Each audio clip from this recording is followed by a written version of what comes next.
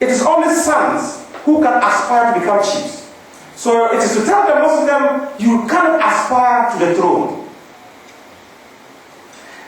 But apart from that, Muslim tradition in Africa also has a tradition of very much distancing itself from the political realms. Islam, as it came to Africa, was not a religion of church and state married together as we know today. There was separation between church, between the mosque and the state when Muslims came to Africa and lived for centuries as minorities. In fact, Professor Lamin Sane has done a work on the Jahanke movement in West Africa, and the Jahanke are known to be very pacifist, clerical Muslim movement, and they are responsible for the spread of Islam in West Africa. The Jahanke tradition was averse to militancy. They were averse to political authority because they said power corrupts religion. So there is a tradition of Islam in Africa that has that kind of deep belief that politics and religion should not mix. Now the point I'm making here is that African Islam has had a non-ideological, apolitical, a pacifist tradition, and that African Muslims have a history and an experience of living and even flourishing under non-Islamic systems. This was to change, and that is what I move on to talk about. The second encounter between Muslims and Christians in Africa is Muslims who now, no longer as immigrants, but Muslims who came as rulers and invaders. And the first encounter of this type of the first experience of this type of encounter was in 640 from Egypt, when Muslims invaded Egypt. Now the interesting thing is that at that time, the Christians in Egypt, the Coptic Christians, welcomed the Muslims. They first came as minorities, and they were welcomed in Ethiopia.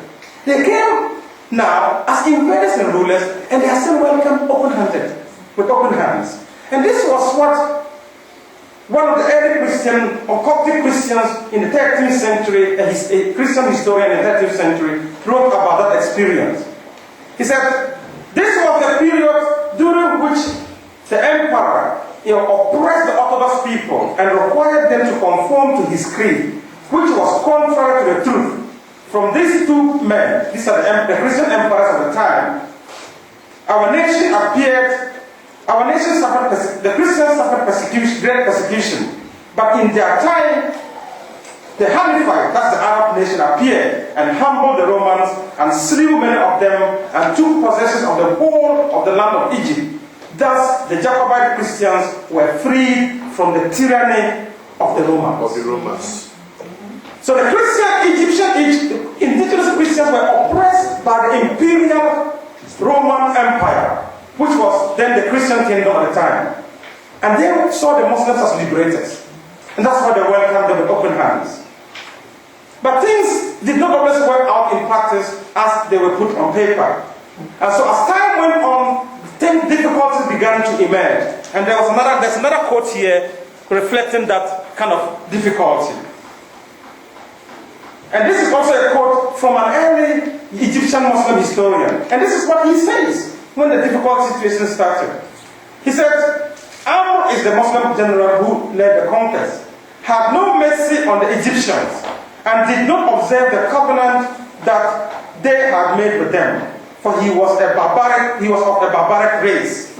And Amr became stronger every day in every field of his activity. And when he seized the city of Alexandria, he had the canal drained in accordance with instructions given by the apostate Theodore. And he increased the taxes to the extent of 22 buckles of gold, till all the people hid themselves owing to the greatness of the tribulations and could not find where they had to pay the jizya. So the situation was getting now dire for the Christians. It was getting difficult for Christians in Egypt, and the Coptic Christians in particular.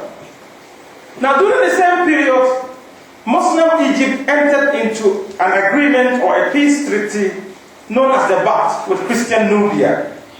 And the treaty simply allowed Nubia to keep its sovereignty, but to pay a tribute to the Muslim rulers in Egypt. Until Nubia was conquered in 1275 by the Muslim rulers. So you have the militant or ideological phase of Islam now taking place, now on a march in the rest of Africa, from the 12th and the 13th century onwards. The arrangement with the Nubian king lasted for a few centuries, lasted for almost 7 centuries, until the kingdom of Christian Nubia was overthrown. Now, the interesting thing with Christian Nubia is that the Christianity at Nubia at the time was a foreign religion, and it was a royal court. It was very closely attached to the political structure of the day. And so when the political structure was overthrown, Christianity simply crumbled and disappeared in Nubia. And so Sudanese Christianity eventually disappeared. Ethiopia at the same time also came under pressure. And there was a full-scale jihad, as we learned in the 16th century by Ahmad Gran. Within the Western Sudan, the militant ideological phase of Islam also showed up from the 16th century onwards. The first victim was Sonny Ali of Shongai. He was the first African ruler to be deposed by Muslims, and they took over power from traditional rulers. This continued in West Africa to the 17th, 18th, and 19th century, climaxing in the world-famous jihad of Uthman Dan Fodio in northern Nigeria. So you had a period of Muslim invaders and Muslim rulers now coming into Africa at this time of the encounters. It's interesting that during the conquest of Uthman Dan Fodio, the a Hausa chief of Gobor wrote a letter, and the letter is revealing. He wrote a letter to all other Hausa chiefs in the area, and the letter is quoted by Muhammad Bello, who was the son of Uthman Dan Fodio. And he quoted the letter, and the letter stated that he wrote the letter that we, the chiefs, I'm looking for the quote. He said, I neglected a small fire in my country until it spread beyond my power to control. And having failed to extinguish it, it had now burnt me. And so the chief sent the letter to other chiefs in the area and saying that, let each of you be aware, lest the same calamity befall your town also. So he was now ringing the alarm bells. But it was too late for most of these chiefs, because they had flirted with Islam over the years. They thought they could pick and choose what they wanted from Islam over the years. But Islam had another phase they did not know of. That's the ideological, and the militant, and the legal phase. Islam now showed that phase, or some Muslims were able to bring up that phase of Islam, and that came to bite the traditional rulers at the time. This is a kind of naivety that the chief is showing here. But I want to also add that the naivety was not on the chief's part alone. It was also on the part of the general Muslim community at the time. The Muslim community at the time rose up against the jihad movement.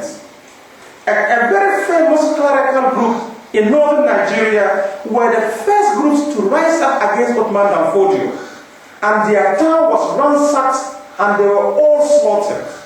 So Muslims who had lived with traditional rulers and had enjoyed their relationship even rose up against the militant ideological phase of Islam. And they also became the first victims of the jihad movement. It was not just only traditional rulers and traditional believers who were killed. Muslims who stood in their way were also killed.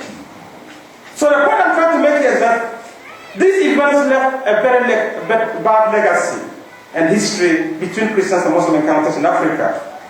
Now it is clear from the foregoing that the militant and ideological phases of Islam present serious challenges and even threats. However, it is also apparent that the challenges are not just for Christians. The challenges posed by ideological Islam is also the same challenges that Muslims are also facing themselves. It's not just a Christian challenge. And so we should not necessarily see it as Christian Muslims fighting.